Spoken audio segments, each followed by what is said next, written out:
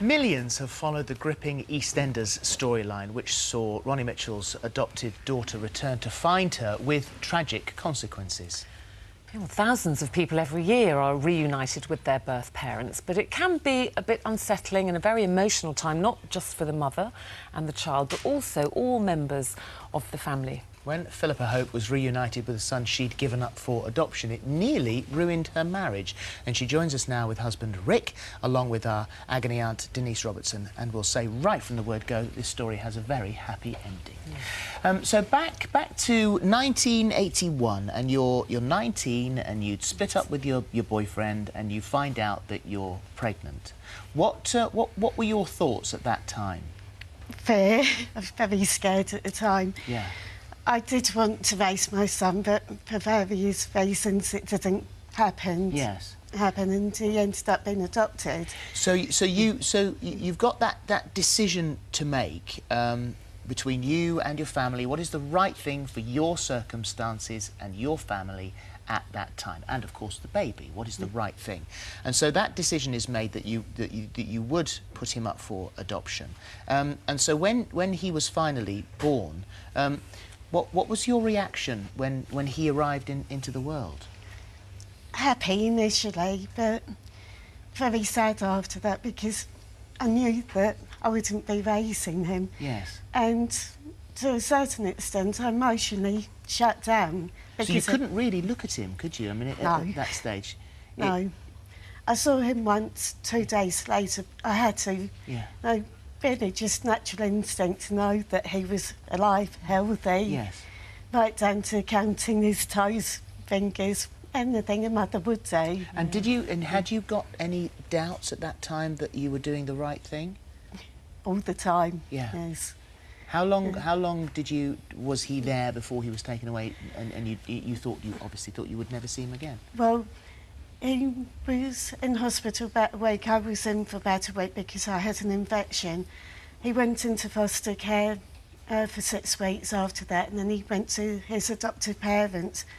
And at that point, I had to totally switch off. I never forgot him. Yes. Yeah. But it's hard to talk about, isn't it? It's not something you talk about. And a lot of people we meet who've been through something similar say there's not a day goes by you don't think and hope he's okay and wonder where he is.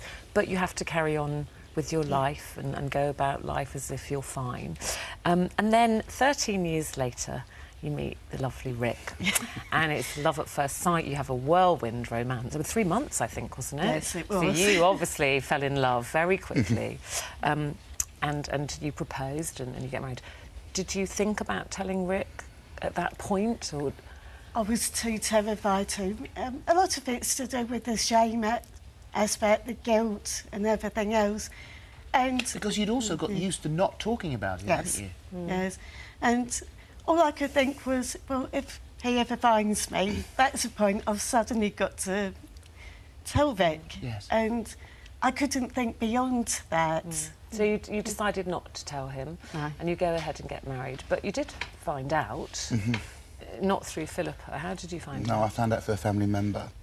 I confronted her and we had a bit of a row about it, and when we calmed down, we sat down and talked. Said, well, nothing you can do is going to drive me away from you. So you understood why Philippa hadn't told you? Yeah. And it didn't drive you away? No. And your life goes on, and then one day you decide, as you said, you never stopped thinking about him, and you always hoped that he would come looking for you. Robert David, you called him, didn't you? And then you went onto a genealogy website. Yes. So tell us what happened. Well, we thought it'd be a bit of fun to do our family tree, got the basic information in. Then it came up that I was on somebody else's family tree. And it didn't twig at the time because I knew what his first name had been changed to, so I thought of him by his adoptive name. Which is Anthony, I think. Yes. And I just sent a short message asking why I was on his tree, and said about a date of birth being, a place of birth being wrong for my sister. Didn't think.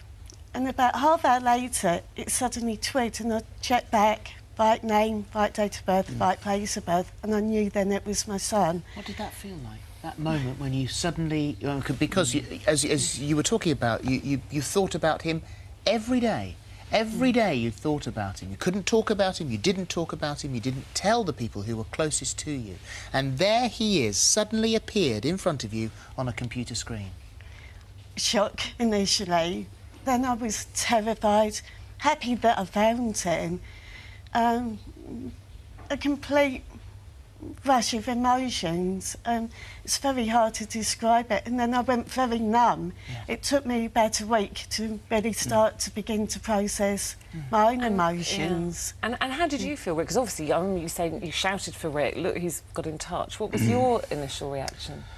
Initially, I was happy, pushing it forward, and then the shockwave started hitting me. This is heightened because we should point out at this stage that that you had tried for a family yourselves, yes. and sadly it hadn't happened, and you couldn't have children together. So here is a child that you've now discovered that you put up for adoption, who has appeared in front of you. As a couple, you'd already discussed, because of the fact that you couldn't have children together, you'd already discussed, ironically, you discovered adoption yourselves. What should we do? And then here you are, Rick, finding out that here he is, Anthony does exist, he is a person, and it's almost like you're a sort of forced stepdad. Yep. You didn't ask for it, and here he